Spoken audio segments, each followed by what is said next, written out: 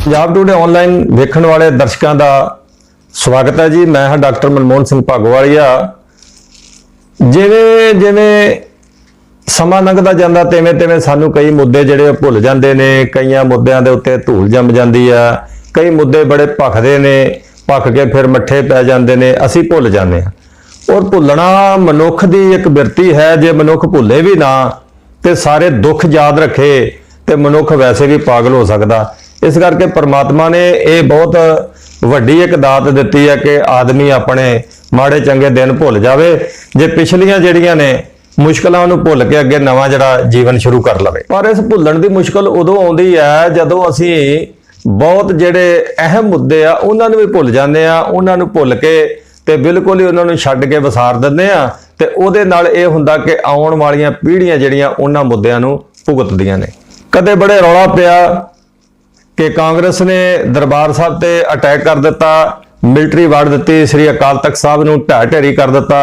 हुण कांग्रेस जिहड़ी आ वो पंजाब विच नहीं आएगी, लेकिन तुहाडे सामने आई क्योंकि लोग भुल गए और लोगों नूं उस दर्द नालों होर वड्डा दर्द दूसरिਆਂ कोलों मिलिया हो तां ही इस पासे नूं मुड़े होणगे ना। सो इस करके ये जदों एक नालों दूजा दर्द वड्डा मिल जाता है तो वह पिछला भुल जाता, जां एक खुशी नालों वड्डी खुशी मिल जाती है तो पिछली भुल जाती है, जां गम तो बाद खुशी मिल जाती है तो गम भुल जाता है। इहो ही वरतारा इतिहास च हुंदा रहा, इहो ही वरतारा हुण हो रहा, हुण भी अगे जाके इतिहास बन जाना। श्री गुरु ग्रंथ साहब महाराज की बेदबी हुई 2015 विच, बहुत ज्यादा उहदा विरोध होया। हालात उदों भी इसे तरह के सन।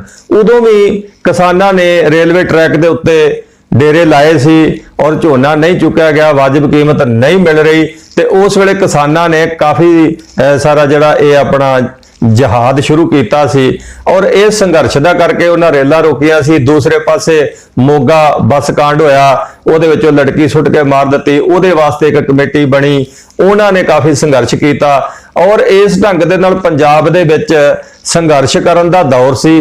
ते उस वेले साहिब श्री गुरु ग्रंथ साहब जी महाराज जी की बेदबी हुई, जिहड़ी कि बहुत मंदभागी घटना सी और सारे जिहड़े मसले ने, सारे जिहड़े संघर्ष सी वो खत्म हो गए ते श्री गुरु ग्रंथ साहब महाराज की बेदबी का मुद्दा उठिया, क्योंकि उठना भी चाहिए सी। इन्ना वड्डा वो जिहड़ा काम जिहड़ा निंदणयोग होया।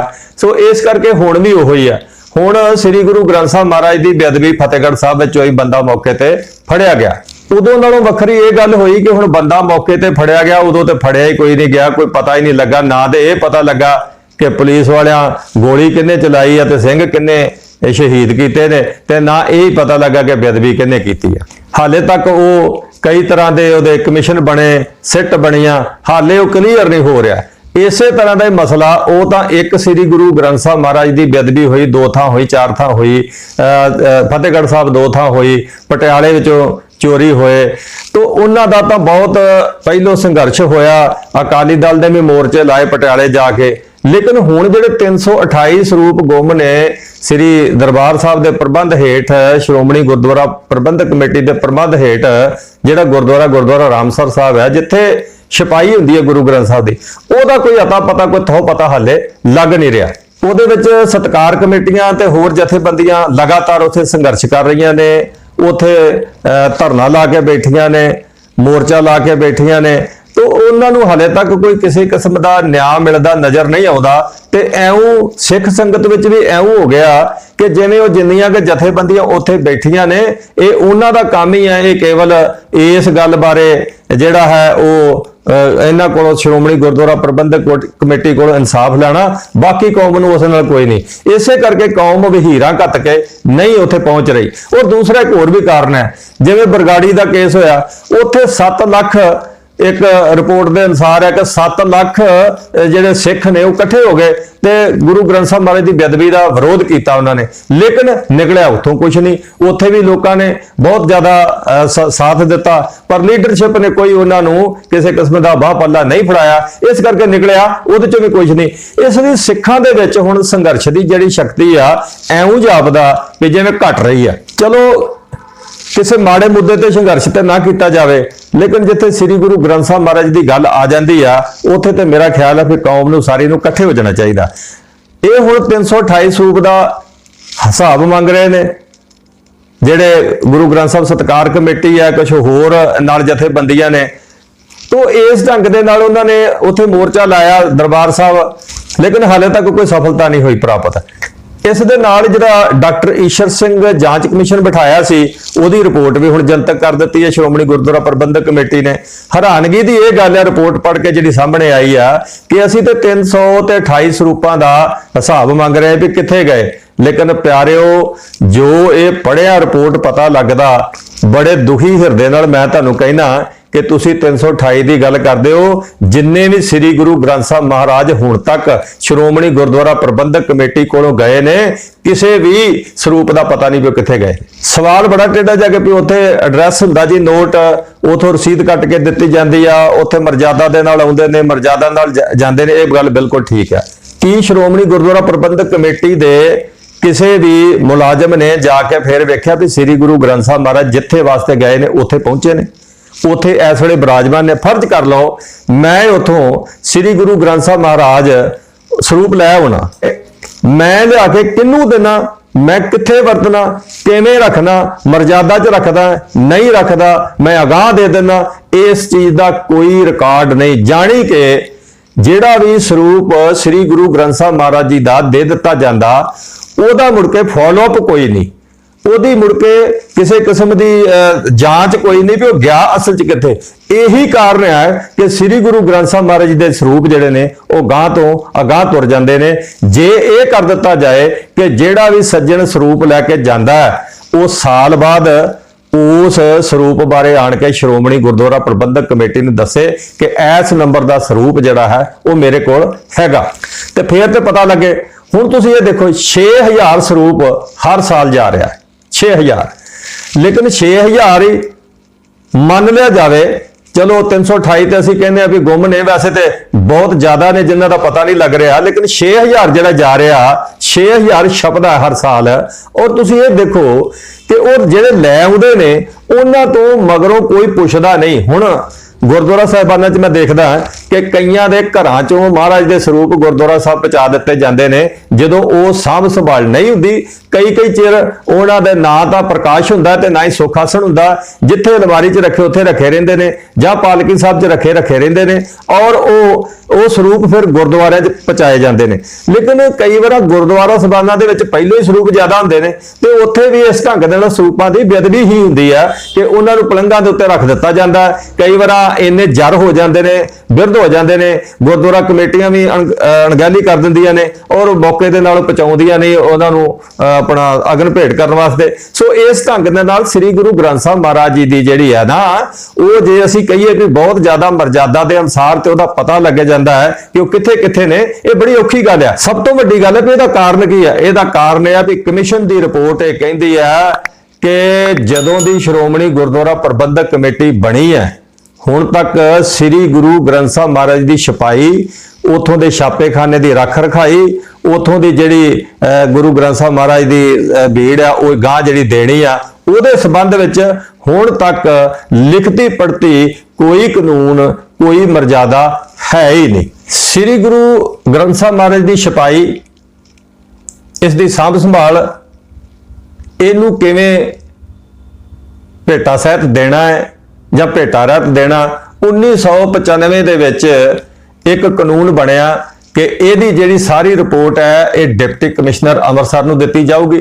ਡਿਪਟੀ ਕਮਿਸ਼ਨਰ ਅੰਮ੍ਰਿਤਸਰ ਜਿਹੜਾ ਉਹ ਹੀ ਇਹਦੀ ਕੀਮਤ ਤੈਅ ਕਰੇਗਾ ਔਰ ਉਹਨੂੰ ਦੱਸਣਾ ਹੋਏਗਾ ਕਿ ਕਿੰਨੇ ਸਰੂਪ ਜਿਹੜੇ ਨੇ ਉਹ ਭੇਟਾ ਸਹਿਤ ਦਿੱਤੇ ਗਏ ਨੇ, ਕਿੰਨੇ ਸਰੂਪ ਜਿਹੜੇ ਨੇ ਉਹ ਸਟਾਕ ਦੇ ਵਿੱਚ ਨੇ। ਇਹ ਸਾਰਾ ਜਿਹੜਾ ਇਹ 1995 ਚ ਬਣਿਆ, ਪਰ ਇਹਦੇ ਸੰਬੰਧ ਵਿੱਚ ਸ਼੍ਰੋਮਣੀ ਗੁਰਦੁਆਰਾ ਪ੍ਰਬੰਧਕ ਕਮੇਟੀ ਵੱਲੋਂ ਕਿਸੇ ਵੀ ਡਿਪਟੀ ਕਮਿਸ਼ਨਰ ਨੂੰ ਕੋਈ ਰਿਪੋਰਟ ਦਿੱਤੀ ਹੀ ਨਹੀਂ ਗਈ। ਇਹ ਕਮਿਸ਼ਨ ਦੀ ਰਿਪੋਰਟ ਕਹਿੰਦੀ ਹੈ ਇੱਥੋਂ ਤੱਕ ਕਿ ਇੱਕ ਸਿੰਘ ਨੇ, ਬੀਬੀ ਜਗੀਰ ਕੌਰ ਜਿਹੜੇ ਸਾਬਕਾ ਪ੍ਰਧਾਨ ਨੇ ਤੇ ਸ਼੍ਰੋਮਣੀ ਅਕਾਲੀ ਦਲ ਦੇ ਇਸਤਰੀ ਵਿੰਗ ਦੇ ਪ੍ਰਧਾਨ ਨੇ, ਉਹਨਾਂ ਨੂੰ ਪੁੱਛਿਆ ਕਿ ਤੁਸੀਂ ਇਹ ਦੱਸੋ ਕਿ ਜਿਹੜੇ ਮਹਾਰਾਜ ਦੇ ਸਰੂਪ ਦੀ ਇਸ ਢੰਗ ਦੇ ਨਾਲ ਇੱਕ ਕੀਮਤ ਦੇ ਸੰਬੰਧ ਵਿੱਚ ਕਿ ਡਿਪਟੀ ਕਮਿਸ਼ਨਰ ਕੋਲੋਂ ਪਰਮਿਸ਼ਨ ਲੈਣੀ ਆ ਕਾਗਜ਼ ਖਰੀਦਣ ਦੀ, ਛਾਪਣ ਦੀ, ਫਿਰ ਉਹਦੀ ਜਿਹੜੀ ਭੇਟਾ ਰੱਖਣੀ ਉਹਦੀ, ਫਿਰ ਉਹ ਜਿਵੇਂ ਡਿਲੀਵਰੀ ਕਰਨੀ, ਉਹਦਾ ਸਟਾਕ ਸਾਰਾ ਡਿਪਟੀ ਕਮਿਸ਼ਨਰ ਨੂੰ ਦੇਣਾ, ਤੁਸੀਂ ਦੱਸੋ ਉਹ ਕਿਉਂ ਨਹੀਂ ਦਿੱਤਾ ਜਾਂਦਾ? ਤੇ ਬੀਬੀ ਜਗੀਰ ਕੌਰ ਜੀ ਦਾ ਕਹਿਣਾ ਸੀ, ਅੱਛਾ ਮੈਨੂੰ ਤਾਂ ਇਸ ਕਾਨੂੰਨ ਦਾ ਪਤਾ ਹੀ ਨਹੀਂ। ਹੁਣ ਜਿਹੜੇ ਪ੍ਰਧਾਨ ਰਹੇ ਨੇ ਉਹਨਾਂ ਨੂੰ ਜੇ ਕਾਨੂੰਨ ਦਾ ਨਹੀਂ ਪਤਾ ਤੇ ਆਮ ਉੱਥੇ ਕਿਹਨੂੰ ਪਤਾ ਹੋਏਗਾ ਤੇ ਕੌਣ ਇਹਨੂੰ ਲਾਗੂ ਕਰੇਗਾ। ਹੁਣ 1995 ਤੋਂ ਹੀ 8% ਤੇ ਇੱਕ ਵਾਧੂ ਪੇਪਰ ਖਰੀਦਿਆ ਜਾਂਦਾ ਤੇ 16% ਛਾਪੇ ਜਾਂਦੇ ਨੇ ਵਾਧੂ, ਜਿਹਦੇ ਕਿ 9 ਲੱਖ ਤੋਂ ਵੱਧ ਅੰਗ ਕਮਿਸ਼ਨ ਦੀ ਰਿਪੋਰਟ ਦੇ ਅਨੁਸਾਰ ਹਾਲੇ ਵੀ ਗੁਰਦੁਆਰਾ ਰਾਮਸਰ ਸਾਹਿਬ ਵਿੱਚ ਰਮਾਲਿਆਂ ਵਿੱਚ ਬੰਨ ਕੇ ਗੱਠਾ ਬੰਨ ਕੇ ਤੇ ਰੱਖੇ ਹੋਏ ਨੇ, ਜਿਹੜੇ ਕਿ ਵਧੀਕ ਅੰਗ ਜਿਨ੍ਹਾਂ ਨੂੰ ਬੋਲਿਆ ਜਾਂਦਾ, ਉਹਨਾਂ ਵਿੱਚੋਂ ਵੀ ਮਹਾਰਾਜ ਦੇ ਸਰੂਪ ਬਣਦੇ ਨੇ। ਹੁਣ ਉਹ ਕਿਉਂ ਨਹੀਂ ਵਰਤੇ ਜਾਂਦੇ? ਚਲੋ ਕੁਝ ਤਾਂ ਉਹਨਾਂ ਦੇ ਵਿੱਚੋਂ ਕਿਸੇ ਢੰਗ ਦੇ ਨਾਲ ਡੈਮੇਜ ਹੋਣਗੇ, ਜਰ ਹੋਣਗੇ, ਜਾਂ ਕਿਤੇ ਸਿਆਹੀ ਫੈਲ ਗਈ ਹੋਏਗੀ, ਜਾਂ ਕੋਈ ਕਿਸੇ ਕਿਸਮ ਦੀ ਸਿਆਹੀ ਘਟ ਗਈ ਹੋਏਗੀ, ਫਿੱਕੀ ਹੋ ਗਈ ਹੋਏਗੀ, ਵੱਧ ਹੋ ਗਈ, ਘਟ ਹੋ ਗਈ, ਜਾਂ ਕੋਈ ਪੰਨਾ ਮੁੜ ਗਿਆ, ਜਾਂ ਕੁਝ ਇਸ ਤਰ੍ਹਾਂ ਦੇ ਅੰਗ ਵੀ ਵਿੱਚ ਹੋਣਗੇ। ਲੇਕਿਨ ਇਸ ਤੋਂ ਇਲਾਵਾ ਚੰਗੇ ਜਿਹੜੇ ਅੰਗ ਨੇ ਜਿਨ੍ਹਾਂ ਦੇ ਮਹਾਰਾਜ ਦੇ ਸਰੂਪ ਬਣ ਸਕਦੇ ਨੇ, ਉਹ ਵੀ ਜਿਹੜੇ 16% ਵੱਧ ਛਪਦੇ ਨੇ, ਉਹਨਾਂ ਵਿੱਚੋਂ ਕਮਿਸ਼ਨ ਦੀ ਰਿਪੋਰਟ ਦੇ ਅਨੁਸਾਰ 10 ਲੱਖ ਦੇ ਕਰੀਬ, 9 ਲੱਖ ਤੋਂ ਵੱਧ ਹੈ, 10 ਲੱਖ ਦੇ ਕਰੀਬ ਅੰਗ ਜਿਹੜੇ ਆ ਉਹ ਹਾਲੇ ਵੀ ਗੁਰਦੁਆਰਾ ਰਾਮਸਰ ਸਾਹਿਬ ਪਏ ਨੇ। ਇਸ ਤੋਂ ਇਲਾਵਾ ਉੱਥੇ ਜਿਹੜੇ ਗੁਟਕੇ ਸਾਹਿਬ ਛਪਦੇ ਨੇ, ਜਿਹੜਾ ਹੋਰ ਧਾਰਮਿਕ ਲਿਟਰੇਚਰ ਛਪਦਾ, ਜੋ ਕੋਈ ਛਪਦਾ, ਉਹਦਾ ਕੋਈ ਰਿਕਾਰਡ ਹੀ ਨਹੀਂ। ਉਹ ਕੇਵਲ ਤੇ ਕੇਵਲ ਜਿਲਦ ਸਾਜ਼ ਹੀ ਨੇ, ਉਹ ਜਿੰਨੇ ਮਰਜ਼ੀ ਬਣਾ ਲੈਣਾ, ਉਹ ਜਿੱਥੇ ਮਰਜ਼ੀ ਵੇਚ ਲੈਣਾ, ਕੋਈ ਉਹਦਾ ਹਿਸਾਬ ਨਹੀਂ, ਕੋਈ ਉਹਦਾ ਕਿਤਾਬ ਨਹੀਂ, ਕੋਈ ਉਹਦਾ ਪਤਾ ਨਹੀਂ। ਇਹ ਕਮਿਸ਼ਨ ਦੀ ਰਿਪੋਰਟ ਕਹਿ ਰਹੀ ਆ ਕਿ ਇਸ ਤੋਂ ਇਲਾਵਾ ਕਿ ਜਿਹੜੇ ਸ੍ਰੀ ਗੁਰੂ ਗ੍ਰੰਥ ਸਾਹਿਬ ਮਹਾਰਾਜ ਦੇ ਸਰੂਪ ਨੇ, ਉਹਨਾਂ ਤੋਂ ਇਲਾਵਾ ਜਿਹੜੇ ਗੁਟਕਾ ਸਾਹਿਬ, ਧਾਰਮਿਕ ਪੋਥੀਆਂ, ਸਿੰਚੀਆਂ, ਹੋਰ ਇਸ ਤਰ੍ਹਾਂ ਦਾ ਲਿਟਰੇਚਰ ਛਪਦਾ ਉੱਥੇ, ਉਹਦਾ ਤੇ ਪਤਾ ਹੀ ਨਹੀਂ ਕਿ ਉਹਦਾ ਕੀ ਹਿਸਾਬ ਕਿਤਾਬ ਹੈ। ਕਿਸੇ ਨੂੰ ਕੋਈ ਪੁੱਛ ਪੜਤਾਲ ਹੀ ਨਹੀਂ, ਨਾ ਉਹਦੇ ਤੇ ਕੋਈ ਨੰਬਰ ਲੱਗੇ, ਨਾ ਉਹਦਾ ਕੋਈ ਪਤਾ ਲੱਗੇ, ਨਾ ਉਹਦੀ ਕੋਈ ਲਿਖਤੀ ਪੜਤੀ ਹੋਵੇ। ਉਹ ਤਾਂ ਇੱਥੋਂ ਤੱਕ ਕਿਹਾ ਗਿਆ ਕਿ ਜਿਹੜੇ ਜਲਦ ਸਾਜ ਨੇ ਨਾ, ਇਹ ਉਹਨਾਂ ਦੇ ਰਹਿਮੋ ਕਰਮ ਤੇ ਨੇ, ਉਹ ਕਿੰਨੇ ਕ ਛਾਪ ਕੇ ਲੈ ਜਾਂਦੇ ਨੇ, ਕਿੰਨੇ ਕ ਵੇਚ ਦਿੰਦੇ ਨੇ, ਕਿੰਨੇ ਕ ਵੰਡ ਦਿੰਦੇ ਨੇ, ਕਿੰਨੇ ਕ ਸ਼੍ਰੋਮਣੀ ਗੁਰਦੁਆਰਾ ਪ੍ਰਬੰਧਕ ਕਮੇਟੀ ਨੂੰ ਦੇ ਦਿੰਦੇ ਨੇ, ਕਿਉਂਕਿ ਉੱਥੇ ਵੀ ਸਿਆਸਤ ਆ। ਇਹ ਵੀ ਪਤਾ ਲੱਗਾ ਕਿ ਜਿਹੜੇ ਜਿਲਦ ਸਾਜ ਨੇ ਉਹ ਸਾਰੇ ਪ੍ਰਾਈਵੇਟ ਨੇ, ਤੇ ਉਹਨਾਂ ਚੋਂ ਇੱਕ ਸੱਜਣ ਤੇ ਕਹਿੰਦੇ ਆਮ ਆਦਮੀ ਪਾਰਟੀ ਦੀ ਟਿਕਟ ਦਾ ਵੀ ਦਾਅਵੇਦਾਰ ਹੈ ਤੇ ਲੜਿਆ ਵੀ ਟਿਕਟ ਦੇ ਉੱਤੇ। ਸੋ ਇਸ ਢੰਗ ਨਾਲ ਇਹੋ ਜਿਹੇ ਬੰਦੇ ਉੱਥੇ ਸਿਆਸੀ ਵੀ ਹੈਗੇ ਨੇ, ਤੇ ਜਿੱਥੇ ਸਿਆਸੀ ਬੰਦੇ ਹੋਣਗੇ ਉੱਥੇ ਸਿਆਸਤ ਜ਼ਰੂਰ ਹੋਏਗੀ, ਤੇ ਜਿੱਥੇ ਸਿਆਸਤ ਹੋਏਗੀ ਜਿਹਦਾ ਨਾਂ ਹੀ ਸਿਆਹ ਸੱਤ ਆ, ਸਿਆਹ ਦਾ ਭਾਵ ਹੁੰਦਾ ਕਾਲਾ ਤੇ ਸੱਤ ਦਾ ਭਾਵ ਹੁੰਦਾ ਸੱਚ। ਇਹਦਾ ਮਤਲਬ ਸਿਆਹ ਸੱਚ, ਇਹਦਾ ਮਤਲਬ ਕਾਲਾ ਸੱਚ, ਜਿਹੜੀ ਸੱਚ ਹੈ ਹੀ ਨਹੀਂ, ਸਭ ਝੂਠਾ ਹੀ ਝੂਠ, ਸਾਰਾ ਜਿਹੜਾ ਝੂਠ ਦੇ ਉੱਤੇ ਮਲੰਮਾ ਸੱਚ ਦਾ ਚਾੜ ਦਿੱਤਾ ਜਾਂਦਾ। ਸੋ ਇਸ ਕਰਕੇ ਸ੍ਰੀ ਗੁਰੂ ਗ੍ਰੰਥ ਸਾਹਿਬ ਮਹਾਰਾਜ ਦੇ ਜਿਹੜੇ ਸਰੂਪ ਉੱਥੇ ਗੁੰਮ ਨੇ 328, ਉਹਨਾਂ ਦਾ ਜਿਹੜੀਆਂ ਜਥੇਬੰਦੀਆਂ ਸੰਘਰਸ਼ ਕਰ ਰਹੀਆਂ ਨੇ ਕਿ ਸਾਨੂੰ ਅਤਾ ਪਤਾ ਦੱਸੋ ਕਿੱਥੇ ਆ, ਇਹ ਕਦੀ ਵੀ ਨਹੀਂ ਦੱਸਿਆ ਜਾ ਸਕਦਾ, ਕਿਉਂਕਿ ਇਹਨਾਂ ਕੋਲ ਰਿਕਾਰਡ ਹੀ ਕੋਈ ਨਹੀਂ। ਕਿਸੇ ਨੇ ਬਾਅਦ ਚ ਫਾਲੋਅਪ ਹੀ ਨਹੀਂ ਕੀਤਾ ਕਿ ਸ੍ਰੀ ਗੁਰੂ ਗ੍ਰੰਥ ਸਾਹਿਬ ਮਹਾਰਾਜ ਦੇ ਸਰੂਪ ਗਏ ਕਿੱਥੇ ਨੇ, ਤੇ ਜੇ ਕਿਸੇ ਨੂੰ ਪਤਾ ਹੀ ਨਹੀਂ ਗਏ ਕਿੱਥੇ ਨੇ, ਤੇ ਉਹਦਾ ਪਤਾ ਕਿਵੇਂ ਦੱਸਣਗੇ ਵੀ ਕਿੱਥੇ ਗਏ ਨੇ? ਉਹ ਇੰਨਾ ਦੱਸ ਸਕਦੇ ਨੇ ਸਾਡੇ ਕੋਲ ਸਿੱਧਾ ਕੱਟੀਆਂ ਆ ਹੈਗੇ ਨੇ, ਅਗਾਹ ਉੱਥੇ ਹੈਗੇ ਕਿ ਨਹੀਂ ਹੈਗੇ। ਜਦੋਂ ਘਰਾਂ ਦੇ ਵਿੱਚ ਪ੍ਰਕਾਸ਼ ਕਰਨ ਦੀ ਖੁੱਲ੍ਹ ਸੀ, ਜਦੋਂ ਘਰਾਂ ਦੇ ਵਿੱਚ ਲੋਕ ਪ੍ਰਕਾਸ਼ ਕਰਦੇ ਸੀ, ਉਦੋਂ ਬਹੁਤ ਸਾਰੇ ਲੋਕ ਆਪਣੇ ਘਰਾਂ ਵਿੱਚ ਲੈ ਗਏ ਔਰ ਮਰਜ਼ਾਦਾ ਨਹੀਂ ਬਹਾਲ ਰੱਖ ਸਕੇ ਕਈ ਵਾਰ, ਔਰ ਉਹ ਲੋਕ ਉਹਨਾਂ ਸਰੂਪਾਂ ਨੂੰ ਕਿੱਥੇ ਦੇ ਦਿੱਤਾ? ਕਿਸੇ ਨੇ ਗੁਰਦੁਆਰਾ ਸਾਹਿਬ ਦੇ ਦਿੱਤਾ, ਕਿਸੇ ਨੇ ਮੰਦਿਰ ਚੜਾ ਦਿੱਤਾ, ਕਿਸੇ ਨੇ ਡੇਰੇ 'ਚ ਦੇ ਦਿੱਤਾ, ਕਿਸੇ ਨੇ ਕਿਸੇ ਹੋਰ ਡੇਰੇ 'ਚ ਦੇ ਦਿੱਤਾ। ਇਸ ਢੰਗ ਦੇ ਨਾਲ ਸਰੂਪ ਜਿਹੜੇ ਨੇ ਉਹ ਗਾਂਹ ਦੇ ਗਾਂਹ ਤੁਰ ਗਏ ਨੇ, ਕਿੱਥੋਂ ਦੱਸਣਗੇ ਕਿ ਸਰੂਪ ਕਿੱਥੇ ਗਏ ਨੇ? ਸੋ ਇਸ ਕਰਕੇ ਇਹਦੇ ਬਾਰੇ ਵਿੱਚ ਮੈਂ ਤੁਹਾਨੂੰ ਜਿਹੜੇ ਚੀਫ ਸੈਕਟਰੀ ਨੇ ਸਾਡੇ ਡਾਕਟਰ ਰੂਪ ਸਿੰਘ, ਉਹਨਾਂ ਦਾ ਇੱਕ ਬਿਆਨ ਪੜ੍ਹ ਕੇ ਦੱਸ ਦਿੰਨਾ, ਤੁਹਾਨੂੰ ਸਾਰਾ ਅੰਦਾਜ਼ਾ ਲੱਗ ਜਾਏਗਾ। ਜਿਹੜੀਆਂ ਸੰਘਰਸ਼ੀਲ ਕਮੇਟੀਆਂ ਉਹਨਾਂ ਨੂੰ ਵੀ ਅੰਦਾਜ਼ਾ ਲੱਗ ਜਾਏਗਾ ਕਿ ਮਹਾਰਾਜ ਦੇ ਸਰੂਪ ਜਿਹੜੇ ਨੇ ਉਹ ਕਿੱਥੇ ਨੇ। ਕਿਉਂਕਿ ਡਾਕਟਰ ਰੂਪ ਸਿੰਘ ਜੀ ਕਿਸੇ ਕਾਰਨ ਕਰਕੇ ਕੈਨੇਡਾ ਚਲੇ ਗਏ ਸੀ, ਇਨਕੁਆਇਰੀ ਵਿੱਚ ਸ਼ਾਮਲ ਨਹੀਂ ਹੋਏ। ਉਹਨਾਂ ਨੂੰ ਲਿਖਤੀ ਭੇਜ ਦਿੱਤਾ ਗਿਆ, ਲਿਖ ਕੇ ਕਿ ਤੁਸੀਂ ਇਹਨਾਂ ਸਵਾਲਾਂ ਦੇ ਜਵਾਬ ਦੇ ਦਿਓ, ਤੇ ਉਹ ਕਮਿਸ਼ਨ ਦੀ ਰਿਪੋਰਟ ਦਾ ਜਿਹੜਾ ਹਿੱਸਾ ਜਵਾਬਾਂ ਵਾਲਾ ਉਹ ਹੈ ਮੇਰੇ ਕੋਲ ਹੈ। ਇਹ ਮੈਂ ਤੁਹਾਨੂੰ ਪੜ੍ਹ ਕੇ ਦੱਸ ਦਿੰਨਾ ਕਿ ਸੰਗਤ ਨੂੰ ਪਤਾ ਲੱਗ ਜਾਏ ਕਿ ਸ਼੍ਰੋਮਣੀ ਗੁਰਦੁਆਰਾ ਪ੍ਰਬੰਧਕ ਕਮੇਟੀ ਦੇ ਵਿੱਚ ਸਾਹਿਬ ਸ੍ਰੀ ਗੁਰੂ ਗ੍ਰੰਥ ਸਾਹਿਬ ਮਹਾਰਾਜ ਦੇ ਬਾਰੇ, ਜਾਂ ਸ਼੍ਰੋਮਣੀ ਕਮੇਟੀ ਦੇ ਪ੍ਰਬੰਧ ਬਾਰੇ, ਜਾਂ ਦਰਬਾਰ ਸਾਹਿਬ ਦੇ ਪ੍ਰਬੰਧ ਬਾਰੇ ਜਿਹੜੇ ਉੱਥੇ ਵੱਡੇ ਅਧਿਕਾਰੀ ਨੇ ਉਹਨਾਂ ਦੀ ਕੀ ਜ਼ਿੰਮੇਵਾਰੀ ਆ। ਇਹ ਮੈਂ ਤੁਹਾਨੂੰ ਕੁਝ ਇਹਦੇ ਅੰਸ਼ ਪੜ੍ਹ ਕੇ ਦੱਸ ਦਿੰਨਾ, ਤੁਸੀਂ ਅਖੀਰ ਤੱਕ ਵੇਖ ਲਿਓ, ਕਿਉਂਕਿ ਇਹ ਕਾਫੀ ਲੰਮੀ ਆ, 2-3 ਪੇਜ ਦੀ ਆ। ਸੋ ਇਸ ਕਰਕੇ ਤੁਹਾਨੂੰ ਮੈਂ ਦੱਸ ਦਿੰਨਾ ਕਿ ਕੀ ਸਵਾਲ ਹੋਏ ਤੇ ਉਹਦੇ ਕੀ ਜਵਾਬ ਹੋਏ। ਕਮਿਸ਼ਨ ਨੇ ਪਹਿਲਾ ਸਵਾਲ ਕੀਤਾ ਸੀ ਕਿ ਮਿਤੀ 19/5/16 ਨੂੰ ਜੋ ਘਟਨਾ ਗੁਰਦੁਆਰਾ ਰਾਮਸਰ ਸਾਹਿਬ ਵਾਪਰੀ ਸੀ, ਜਿਸ ਵਿੱਚ ਸ੍ਰੀ ਗੁਰੂ ਗ੍ਰੰਥ ਸਾਹਿਬ ਜੀ ਦੇ ਸਰੂਪ ਅਗਨ ਭੇਟ ਹੋ ਗਏ ਸਨ, ਕੀ ਉਸ ਦੀਆਂ ਕਿੰਨੀਆਂ ਪੜਤਾਲਾਂ ਕਰਾਈਆਂ ਗਈਆਂ? ਤੇ ਜਵਾਬ ਕੀ ਸੀ? ਸੰਬੰਧਿਤ ਵਿਭਾਗ ਤੋਂ ਪਤਾ ਲੱਗ ਸਕਦਾ ਹੈ, ਚੀਫ ਸੈਕਟਰੀ ਨੂੰ ਨਹੀਂ ਪਤਾ। ਮੈਂ ਵਿੱਚੋਂ ਜਿਹੜੇ ਗੈਰ ਜ਼ਰੂਰੀ ਨੇ ਉਹ ਛੱਡ ਦਾਂਗਾ, ਜਿਹੜੇ ਜ਼ਰੂਰੀ ਨੇ ਉਹ ਤੁਹਾਡੇ ਨਾਲ ਸਾਂਝੇ ਕਰ ਦੇਣਾ, ਤੁਹਾਡਾ ਸਮਾਂ ਬਚ ਜਾਏਗਾ। ਉਹਨਾਂ ਪੁੱਛਿਆ ਕਿ ਕਿੰਨੇ ਸਰੂਪ ਅੱਗ ਨਾਲ ਨੁਕਸਾਨੇ ਗਏ ਸਨ ਅਤੇ ਕਿੰਨੇ ਸਰੂਪ ਪਾਣੀ ਨਾਲ ਨੁਕਸਾਨੇ ਗਏ ਸਨ। ਉੱਤਰ ਮਿਲਿਆ, ਮੇਰੇ ਜਾਣ ਤੱਕ ਅੱਗ ਬੁਝ ਚੁੱਕੀ ਸੀ। ਨੁਕਸਾਨੇ ਗਏ ਪਾਵਨ ਸਰੂਪਾਂ ਬਾਰੇ ਉਸ ਸਮੇਂ ਦੇ ਮੌਜੂਦਾ ਸੰਬੰਧਿਤ ਵਿਭਾਗ ਦੇ ਕਰਮਚਾਰੀ ਅਧਿਕਾਰੀ ਜਾਣਕਾਰੀ ਦੇ ਸਕਦੇ ਹਨ। ਮੈਂ ਕੇਵਲ ਦਰਸ਼ਨ ਕਰਨ ਗਿਆ। ਅਗਲਾ ਸਵਾਲ ਸੀ, ਇੱਕ ਪਲੰਗ ਤੇ ਕਿੰਨੇ ਸਰੂਪ ਬਿਰਾਜਮਾਨ ਸਨ। ਉੱਤਰ, ਮੇਰੇ ਜਾਣ ਤੱਕ ਅੱਗ ਬੁਝ ਚੁੱਕੀ ਸੀ। ਨੁਕਸਾਨੇ ਗਏ ਪਾਵਨ ਸਰੂਪਾਂ ਬਾਰੇ ਉਸ ਸਮੇਂ ਦੇ ਮੌਜੂਦਾ ਸੰਬੰਧਿਤ ਵਿਭਾਗ ਦੇ ਕਰਮਚਾਰੀ ਅਧਿਕਾਰੀ ਜਾਣਕਾਰੀ ਦੇ ਸਕਦੇ ਹਨ। ਚੀਫ ਸੈਕਟਰੀ ਸਾਹਿਬ ਕਹਿ ਰਹੇ ਨੇ। ਅਗਲਾ ਸਵਾਲ ਸੀ, ਕਿੰਨੇ ਪਲੰਗ ਅੱਗ ਨਾਲ ਨੁਕਸਾਨੇ ਗਏ ਹਨ, ਕਿੰਨੇ ਪਲੰਗ ਪਾਣੀ ਨਾਲ ਨੁਕਸਾਨੇ ਗਏ ਹਨ। ਜਵਾਬ ਸੁਣ ਲਓ, ਮੇਰੇ ਜਾਣ ਤੱਕ ਅੱਗ ਬੁਝ ਚੁੱਕੀ ਸੀ। ਨੁਕਸਾਨੇ ਗਏ ਪਾਵਨ ਸਰੂਪਾਂ ਬਾਰੇ ਉਸ ਸਮੇਂ ਦੇ ਮੌਜੂਦਾ ਸੰਬੰਧਿਤ ਅਧਿਕਾਰੀ ਤੇ ਕਰਮਚਾਰੀ ਹੀ ਦੱਸ ਸਕਦੇ ਹਨ। ਅਗਲਾ ਸਵਾਲ ਸੀ, ਕੀ ਘਟਨਾ ਵਾਲੀ ਜਗ੍ਹਾ ਤੇ ਸੀਸੀਟੀਵੀ ਕੈਮਰੇ ਲੱਗੇ ਹੋਏ ਸਨ, ਜੇ ਨਹੀਂ ਤਾਂ ਕਿਉਂ। ਤੇ ਜਵਾਬ ਸੁਣ ਲਓ ਉਹਦਾ। ਸੀਸੀਟੀਵੀ ਕੈਮਰਿਆਂ ਬਾਰੇ ਸੰਬੰਧਿਤ ਵਿਭਾਗ ਦੇ ਉਸ ਸਮੇਂ ਦੇ ਮੌਜੂਦਾ ਅਧਿਕਾਰੀ ਤੇ ਕਰਮਚਾਰੀ ਹੀ ਦੱਸ ਸਕਦੇ ਹਨ। 10ਵਾਂ ਸਵਾਲ ਸੀ, ਕੀ ਸ਼੍ਰੋਮਣੀ ਗੁਰਦੁਆਰਾ ਪ੍ਰਬੰਧਕ ਕਮੇਟੀ ਦੇ ਜਾਰੀ ਕੀਤੇ ਮਤੇ ਅਨੁਸਾਰ ਸੀਸੀਟੀਵੀ ਕੈਮਰੇ ਲਗਾਉਣੇ ਸਨ, ਵਿੱਚ ਕੈਮਰੇ ਕਿਉਂ ਨਹੀਂ ਲਗਾਏ ਗਏ। ਔਰ ਇਹਦਾ ਜਵਾਬ ਸੁਣ ਲਓ, ਮਤੇ ਦੀ ਰੋਸ਼ਨੀ ਵਿੱਚ ਸੰਬੰਧਿਤ ਵਿਭਾਗ ਦੇ ਅਧਿਕਾਰੀਆਂ ਵੱਲੋਂ ਕਾਰਵਾਈ ਕਰਵਾਈ ਜਾਂਦੀ ਹੈ। 11ਵਾਂ ਸਵਾਲ, ਇਸ ਘਟਨਾ ਬਾਬਤ ਕੀ ਕੋਈ FIR ਦਰਜ ਕੀਤੀ ਗਈ, ਜੇ ਨਹੀਂ ਤਾਂ ਇਸ ਦਾ ਕੀ ਕਾਰਨ ਸੀ। ਉੱਤਰ ਸੁਣੋ, ਇਸ ਬਾਬਤ FIR ਸੰਬੰਧਿਤ ਵਿਭਾਗ ਦੇ ਉਸ ਸਮੇਂ ਦੇ ਮੌਜੂਦਾ ਅਧਿਕਾਰੀਆਂ ਅਤੇ ਮੈਨੇਜਰ ਵੱਲੋਂ ਕਰਵਾਈ ਜਾਣੀ ਸੀ। ਮੈਂ ਤਾਂ ਕੇਵਲ ਚੀਫ ਸੈਕਟਰੀ ਸੀ।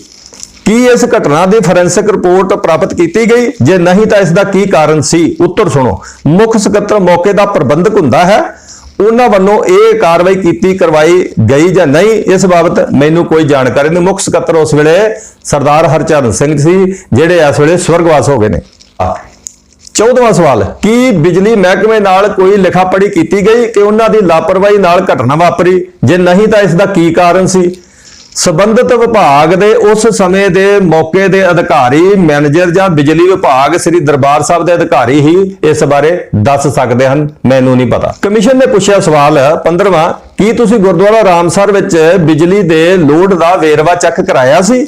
ਇਹਦਾ ਵੀ ਜਵਾਬ ਸੁਣ ਲਓ, ਸੰਬੰਧਿਤ ਵਿਭਾਗ ਦੇ ਉਸ ਸਮੇਂ ਦੇ ਮੌਕੇ ਦੇ ਅਧਿਕਾਰੀ ਮੈਨੇਜਰ ਜਾਂ ਬਿਜਲੀ ਵਿਭਾਗ ਸ੍ਰੀ ਦਰਬਾਰ ਸਾਹਿਬ ਦੇ ਅਧਿਕਾਰੀ ਹੀ ਦੱਸ ਸਕਦੇ ਹਨ, ਮੈਂ ਨਹੀਂ।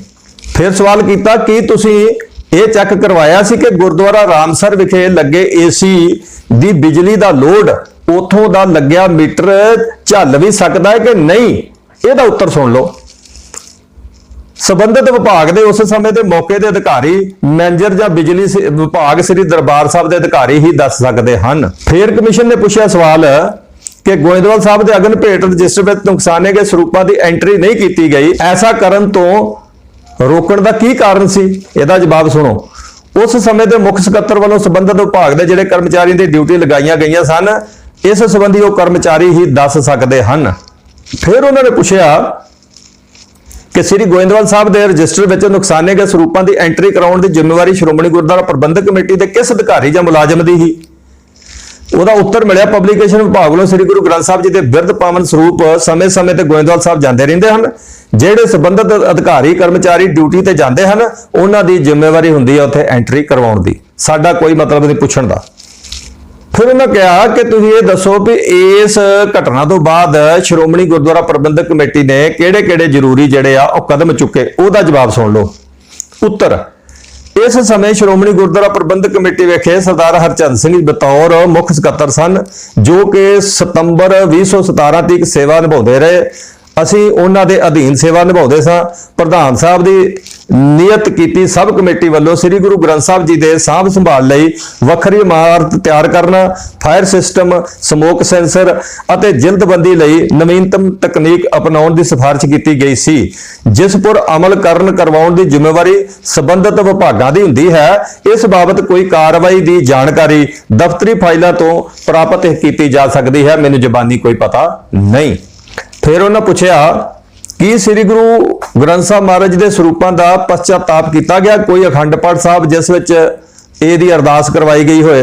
ਉੱਤਰ, ਇਸ ਦੁਖਦਾਇਕ ਘਟਨਾ ਵਾਪਰਨ ਤੇ ਉਸ ਦਿਨ ਹੋਣ ਵਾਲੀ ਅੰਤਰੰਗ ਕਮੇਟੀ ਦੀ ਇਕੱਤਰਤਾ ਸੋਗ ਵਜੋਂ ਕੈਂਸਲ ਕਰ ਦਿੱਤੀ ਗਈ ਸੀ। ਪਛਤਾਪ ਲਈ ਅਖੰਡ ਪਾਠ ਸਾਹਿਬ ਰਖਾਉਣ ਦਾ ਫੈਸਲਾ ਮੁੱਖ ਸਕੱਤਰ ਸਾਹਿਬ ਵੱਲੋਂ ਮੌਕੇ ਦੇ ਪ੍ਰਧਾਨ ਸਾਹਿਬ ਪਾਸੋਂ ਆਦੇਸ਼ ਪ੍ਰਾਪਤ ਕਰਕੇ ਕਰਵਾਉਣਾ ਸੀ, ਜੋ ਕਿ ਮੇਰੀ ਜਾਣਕਾਰੀ ਅਨੁਸਾਰ ਪਛਤਾਤਾਪ ਨਹੀਂ ਕਰਾਇਆ ਗਿਆ।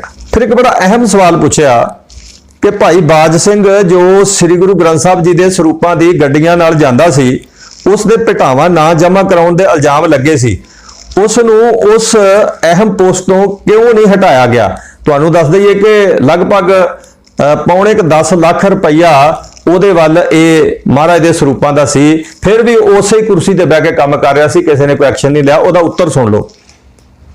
ਸ਼੍ਰੋਮਣੀ ਗੁਰਦੁਆਰਾ ਪ੍ਰਬੰਧਕ ਕਮੇਟੀ ਦੇ ਐਕਟ ਪ੍ਰਬੰਧ ਸਕੀਮ ਨਿਯਮ ਉਪ ਨਿਯਮ ਦੇ ਅਨੁਸਾਰ ਸੇਵਾਦਾਰ ਤੋਂ ਲੈ ਕੇ ਕਿਸੇ ਵੀ ਕਰਮਚਾਰੀ ਅਧਿਕਾਰੀ ਦੀ ਨਿਯੁਕਤੀ, ਤਬਦੀਲੀ, ਪਦੋन्नति ਅਤੇ ਕਿਸੇ ਕਿਸਮ ਦੀ ਵੀ ਮੌਕਫੀ ਦੇ ਅਧਿਕਾਰ ਕੇਵਲ ਪ੍ਰਧਾਨ ਸਾਹਿਬ ਕੋ ਪਾਸ ਹੁੰਦੇ ਹਨ।